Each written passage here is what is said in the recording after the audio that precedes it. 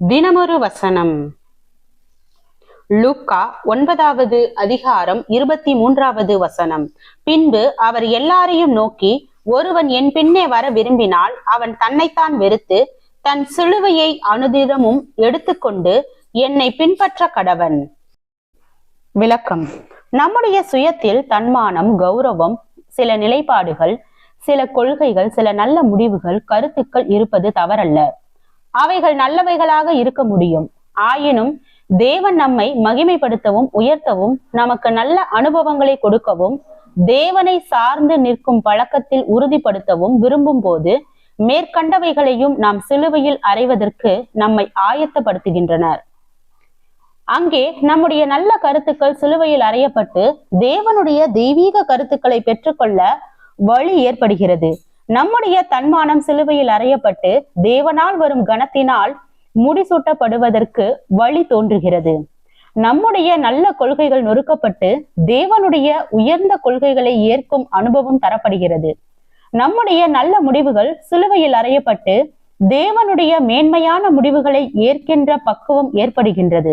நம்முடைய நல்ல தியாகங்கள், நியாயங்கள் இழக்கப்பட்டு தேவனுடைய நியாயங்களை சார்ந்து கொள்ளும் மனநிலை உருவாக்கப்படுகிறது. ஆம், நல்லவைகள் சிலுவையில் அறையப்படுகின்றன. ஆனால் மிக மிக நல்லவைகள் அவைகளின் விளைவுகளாக ஏற்படுகின்றன.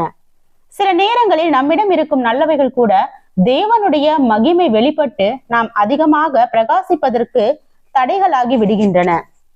ஏனென்றால் நம்மிடம் நல்ல நிலைப்பாடும், நல்ல வழிகளும், நல்ல கருத்துக்களும், நல்ல செயல்களும், நல்ல குணங்களும் இருப்பதால் நாம் பிறருக்காக எதை விட்டும் இறங்கி வர வேண்டிய அவசியம் இல்லை என எண்ணி விடுகின்றோம்.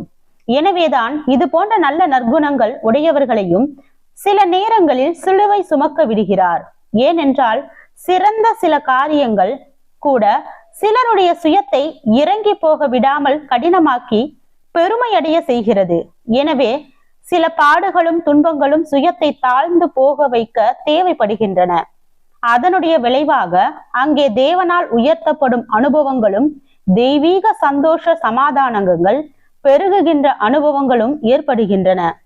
சிலுவையில் அறையப்பட அனுமதிக்கப்படாத நம்முடைய நல்ல நீதிகள் சுய நீதிகளாக மாறி நாம் பிறர் நடுவில் பிரகாசிக்க முடியாமல் செய்வதோடு தேவனால் ஆயத்தமாக்கப்பட்ட ஆசீர்வாதங்களையும் அடைய விடாமல் செய்து விடுகிறது. ஆம், தீயவைகள் மட்டுமல்ல, நல்லவைகளும் சிலுவையில் அறையப்பட்டும் அதனால் தேவன் தம்முடைய மகிமையை விளங்க பண்ணுவார்.